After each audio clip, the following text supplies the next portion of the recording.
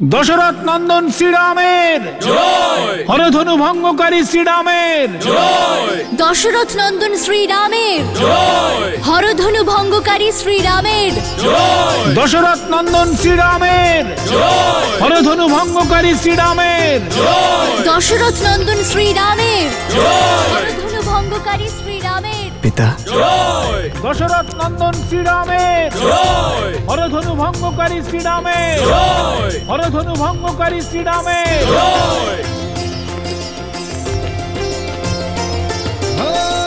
मंगल भवन मंगल রাম, द्रवहु सुदस অযোধ্যা থেকে যখন বিদায় নিয়েছিলে তখন তুমি ছিলে দশরথ নন্দন, আর আজ তোমার সঙ্গে এখানে সাক্ষাৎ হচ্ছে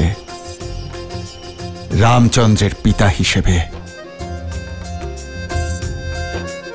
এত অল্প সময়ের ব্যবধানে আমার পুত্র এত বড় হয়ে গেছে।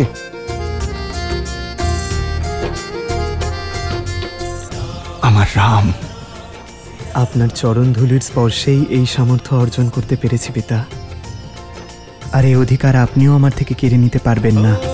रघुकुल रीत सदा चलिया प्राण जाए पर वचन পুত্র, তোমার স্থান আমার চরণে নয়, আমার হৃদয়ে এসো পুত্র।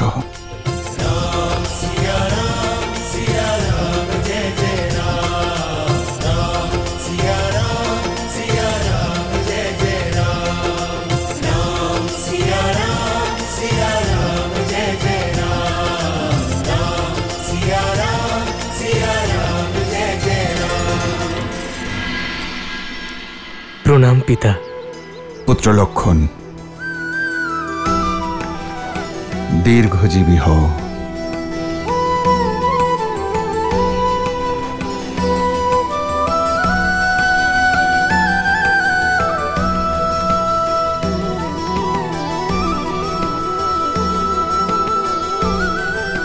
প্রণাম।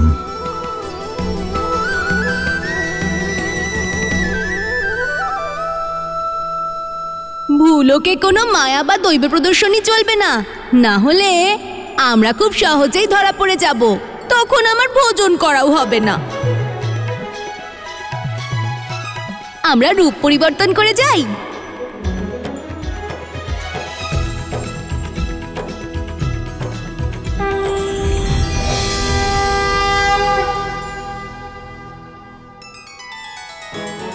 দেবী সরস্বতী আর নন্দে সঙ্গীতের কার্যভার আপনারাই সামলাবেন। আমি বায়ুদেব, বিবাহ মণ্ডপ আমি সাজাবো। আমি অগ্নিদেব, আর আমি সুস্বাদু ভোজন প্রস্তুত করব। আর আমি আপনার সহায়ক হয়ে যাই। ভোজন তো রান্নাঘর থেকেই বাইরে যাবে। ঠিক আছে, আর আমি তোমাদের প্রধান হব, ত্রিলোকদর্শী সাধু। আর আমি আপনার সেবিকা।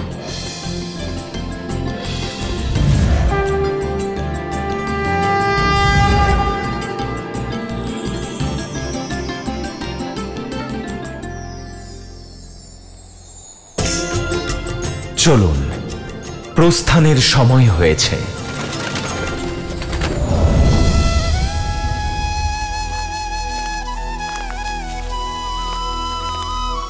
প্রভু, আমি তো আপনারই আসবার অপেক্ষায় ছিলাম সর্বকালে, সমস্ত অবতারের মতো এবারও কি আমি আপনার পথপ্রদর্শকের সৌভাগ্য পাব? কাকভূষণ দে, আপনার এই প্রশ্ন জিজ্ঞেস করার কোনো আবশ্যকতা নেই, কারণ যিনি স্বয়ং শ্রী রামচন্দ্রের নানান জীবনের সাক্ষী থেকেছেন, তার থেকে ভালো পথপ্রদর্শক আর কে হতে পারে? প্রভু, পথ তো মা সীতা আর প্রভু রাম দেখাচ্ছে সবাইকে। প্রেমের পথ, ত্যাগের পথ আর সমর্পণের পথ।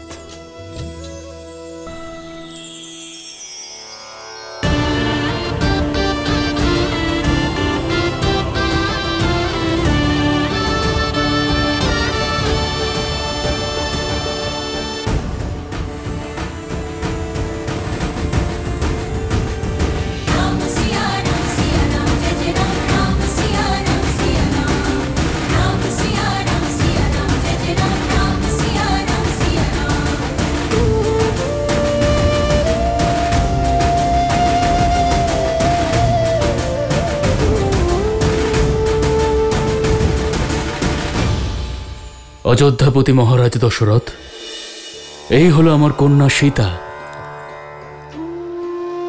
প্রণাম পিতা। সদা সৌভাগ্যবতী হও। আর কি আশীর্বাদ তোমায় আমি দেব কন্যা। তুমি রূপসী, গুণবতী, আর সাত্বিকতা তো তোমার মুখে ছড়িয়ে আছে। তোমার তেজের দ্বারা তোমার অযোধ্যাকে সর্বদা উজ্জ্বল করে রেখো কন্যা।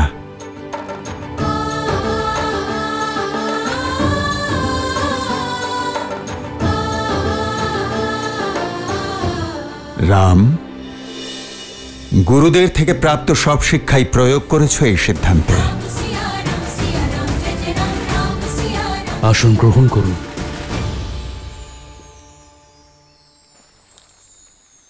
অযোধ্যাপতি, আমার পরিবারের সঙ্গে আপনার পরিচয় করাই। সীতার মায়ের পরিচয় তো আপনি আগেই পেয়েছেন। প্রণাম। এই হলো আমার ছোট কন্যা উর্মিলা, ও হলো মান্ডবী, শ্রুতকীর্তি।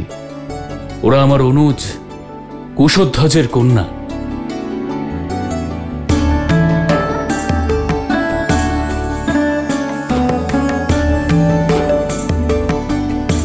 মহারাজ, যদি আপনার কোনো আপত্তি না থাকে তাহলে কি আপনাকে একটা প্রশ্ন করতে পারি?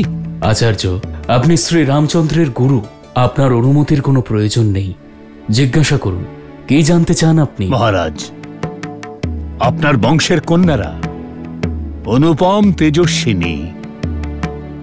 আপনার কি কখনো পুত্র প্রাপ্তির ইচ্ছা হয়নি?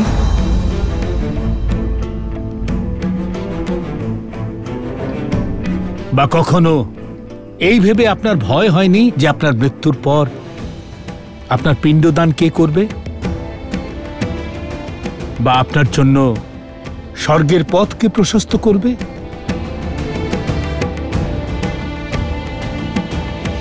ক্ষমা চাইছি ঋষিবর, কিন্তু আমি বেদ, উপনিষদ এবং নানা জ্ঞান অর্জন করেছি, কিন্তু কোথাও এমন কোনো উল্লেখ নেই যে কন্যাদের মান, তাদের স্থান, তাদের অধিকার কোনো অংশে পুত্রদের থেকে কম বা নিচে, না সম্মানে, না স্থানে, আর না অধিকারে। আমার কন্যা সীতা কেবল আমাকেই নয়, বরং এই মিথিলাকেও নতুন জীবন দিয়েছে। রুক্ষ ভূমিতে অমৃতের ধারা হয়ে এসেছে আমার কন্যা সীতা। যে কন্যা মিথিলাকে নরক হতে দেয়নি, সেই কন্যা থাকতে আমি স্বর্গের চিন্তা কেন করব ঋষিবর? আর সত্যি কথা বলতে, সীতার জন্মের পর আমি মৃত্যু এবং মৃত্যু পরবর্তী কোনো চিন্তা ছেড়ে দিয়েছি। অদ্ভুত, অদ্ভুত মিথিলা নরেশ। আজ আমি আমার আরো একটা প্রশ্নের উত্তর পেলাম। কিন্তু মহারাজ, আমি হলাম নাস্তিক, আর মানুষ এটাই মনে করে যে মুক্তি একমাত্র পুত্র প্রাপ্তির পরই হয়। হয়তো আমার মৃত্যুর পথ প্রশস্ত করতেই মহাদেব আমাকে যোগ্য পুত্র দিয়েছেন, আমার জামাতা রাম।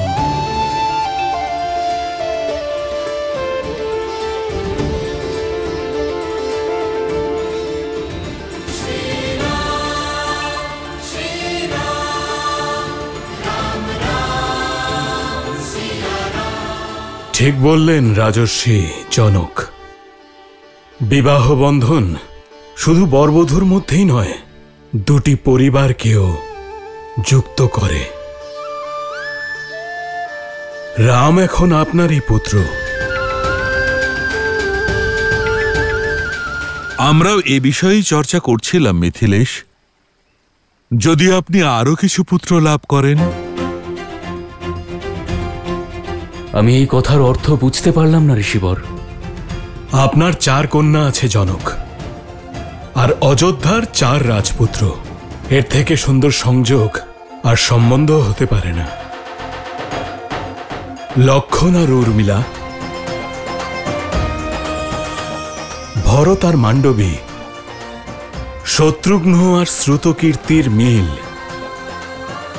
আয়ু আর গুণ অনুযায়ী উত্তম হবে।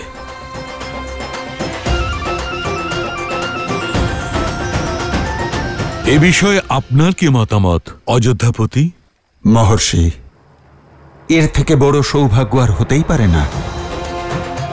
কিন্তু এক্ষেত্রে মিথিলারাজের মতামত জানাও অত্যন্ত আবশ্যক। আমার বংশের 4 কন্যা সূর্য বংশের পুত্রবধূ হবে। আমার জন্য এর থেকে বড় সৌভাগ্য আর কি হতে পারে অযোধ্যাপতি? মিথিলা রাজকন্যাদের বোনেদের থেকে বিচ্ছেদ হওয়ার চিন্তাও দূর হয়ে যাবে। কিন্তু মিথিলায় বিবাহের পূর্বে কন্যাদের মনের কথা জেনে নেওয়া অত্যন্ত আবশ্যক। অবশ্যই জনক, যারা একসঙ্গে থাকবে তাদের মতামত জানাও অত্যন্ত আবশ্যক। আপনারা দুজন একান্তে আপনাদের সন্তানদের সাথে কথা বলে নিন। অবশ্যই।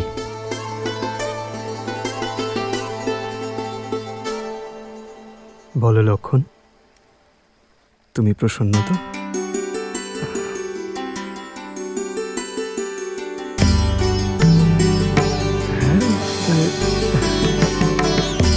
কোনো আপত্তি নেই তো উর্মিলা? পূজা তুমি করেছো দিদি, আর ফল আমিও পেলাম। আর এমনিতেও মহাদেব আর মা গৌরীর নির্ণয়ের ওপর সন্দেহ কিসের? কিন্তু সীতা দিদির পূজার ফল কেবল উর্মিলা দিদি কেন পাবে? আমাদেরও তো পাওয়া উচিত। কি মান্ডবী?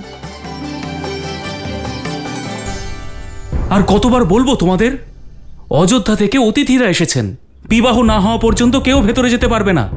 আপনাদের ভোজনের ব্যবস্থা ওদিকে ওই স্থানে করা হয়েছে। দেখুন, আমিও তো আপনাকে এটাই বোঝাতে চাইছি যে আমরাও এই শুভ বিবাহে এসেছি। আমি যখন আমার দলের পরিচয় দেব, আপনি নিজেই বুঝতে পারবেন।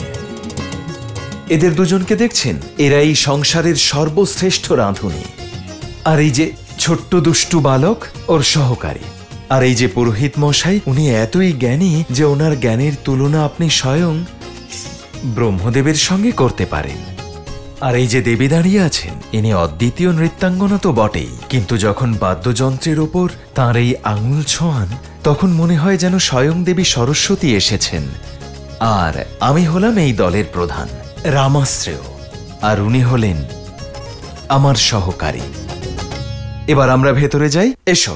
দাঁড়াও, এ হলো মিথিলার রাজপ্রাসাদ এবং বিবাহ হচ্ছে রাজকুমারীর। মহারাজ সবকিছুর আয়োজন সম্পন্ন করেছেন, আপনাদের কোনো প্রয়োজন নেই। আর হ্যাঁ, ভোজন করতে চাইলে ওদিকে যেতে পারেন।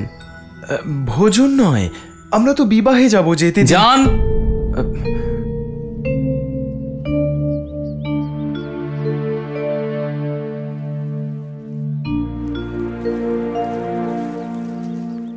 এবার কি করা যায়? প্রভু, আমাকে আদেশ দিন। ঠিক আছে, আপনি যান। আগে আমাকেও আজ্ঞা দিন প্রভু। এখন আপনার কিসের আজ্ঞার প্রয়োজন? আর কতক্ষণ অপেক্ষা করব প্রভু? আমি অদৃশ্য হয়ে ভিতরে চলে যাই। অদৃশ্য হতে তো আমিও পারি বায়ুদেব, কিন্তু দৈব শক্তি তো ব্যবহার করা যাবে না। গণেশ, অদৃশ্য হয়ে প্রবাহিত হওয়া আমার অধিকার। আর সবার আগে ভোগ গ্রহণ করা তো আমার অধিকার। আমি তাহলে যাই পিতা? কেউ কোথাও যাবে না, সকলে এখানেই অপেক্ষা করবে। আমি একটু ভেবে দেখি। যা ভাবার একটু শীঘ্র ভাবুন, খিদের জ্বালায় আমি ছটফট করছি। আমিও খিদে আর সহ্য করতে পারছি না।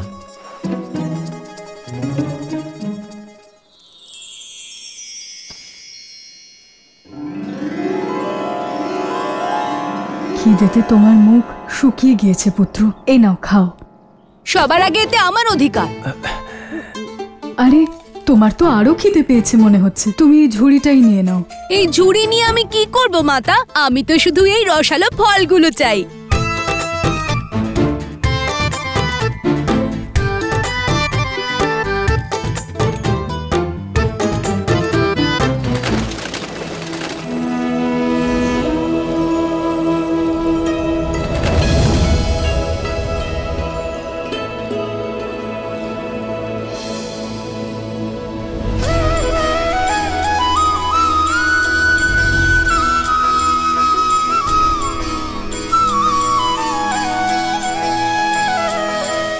মহারাজ জনক,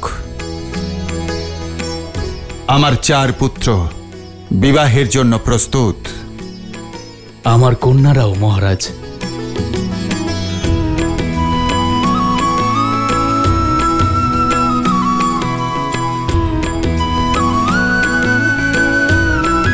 আসন গ্রহণ করুন।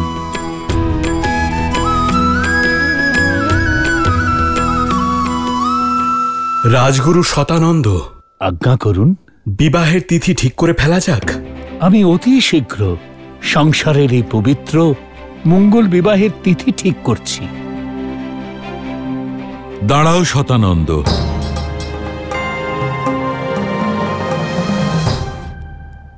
একজন মহান ত্রিকালদর্শী জ্ঞানী মহাপুরুষ আছেন রামাশ্রেয়।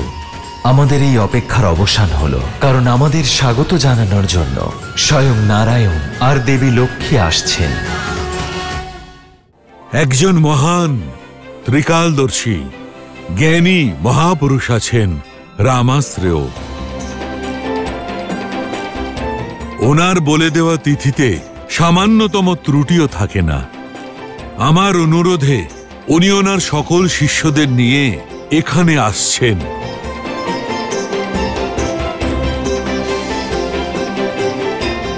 আমি দেখতে পাচ্ছি তিনি তাঁর সঙ্গীদের নিয়ে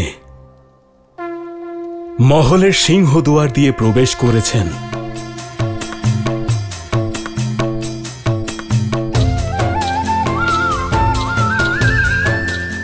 অদ্ভুত সে দৃশ্য, অদ্ভুত। রামের বিবাহের তিথি রামাশ্রেয় মশাই ঠিক করবেন। রাম, যাও গিয়ে ওনাকে সসম্মানে এখানে নিয়ে এসো। যথা আজ্ঞা। মা সীতা, ওনার সঙ্গে একজন সেবিকা আর সঙ্গিনীও আছেন। তুমি তাদের স্বাগত জানাও, তোমার মঙ্গল হবে। যথা আজ্ঞা।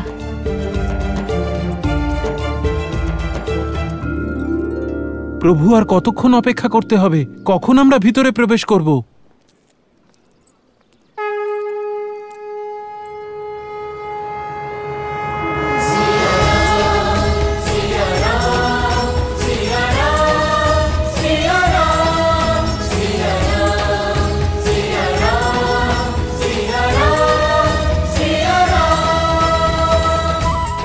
আমাদের এই অপেক্ষার অবসান হলো,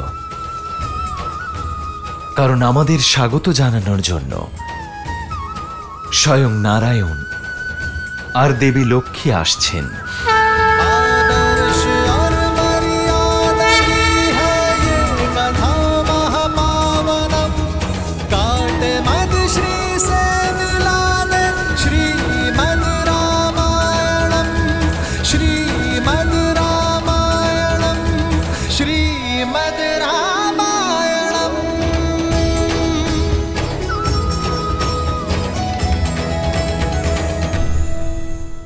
এই রামাশ্রেয়র তো ভাগ্য খুলে গেল যে স্বয়ং শ্রীরাম তাকে নিতে এসেছেন। অসম্ভব। কোনো সংশয় মহাশয়? প্রণাম ত্রিকালদর্শী রামাশ্রেয়। এই রামাশ্রেয়র তো ভাগ্য খুলে গেল যে স্বয়ং শ্রীরাম তাকে নিতে এসেছেন।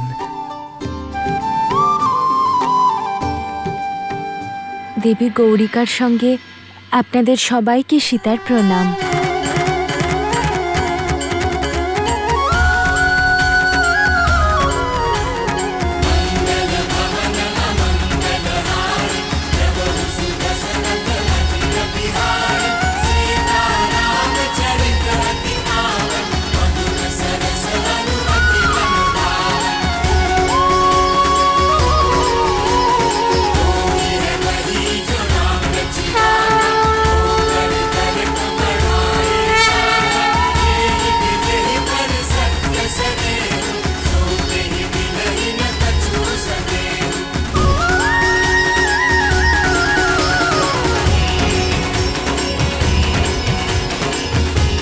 এই রামাশ্রেয় আপনাকে শুধুমাত্র এই ভস্যই দিতে পারে।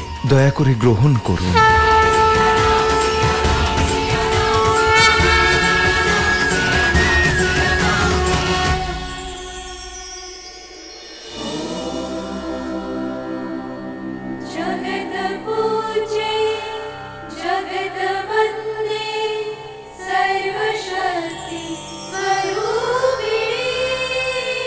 আসুন।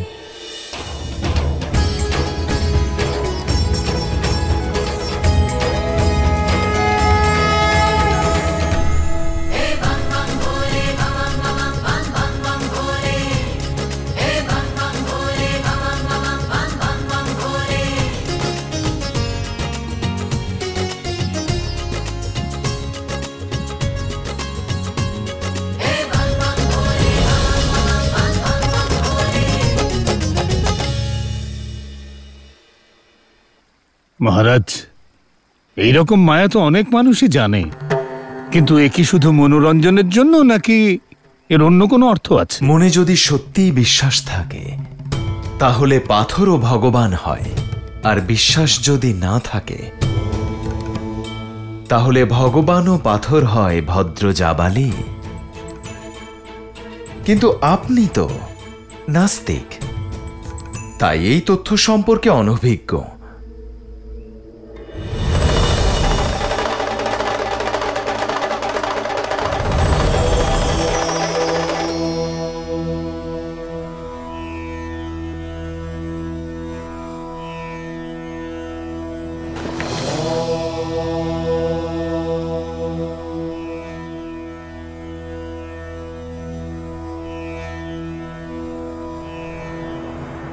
অসম্ভব।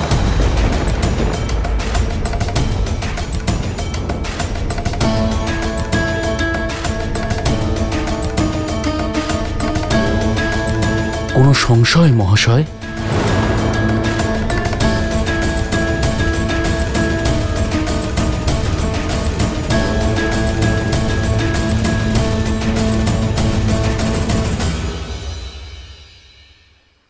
আমার 4 পুত্রের বিবাহ একই লগ্ন আর একই মুহূর্তে হলে তা অত্যন্ত আনন্দদায়ক হবে ঋষিবর, কিন্তু এই কারণে আমি এক ধর্ম সংকটে পড়ব। আমাদের বিবাহের লগ্ন আপনার জন্য ধর্ম সংকট পিতা?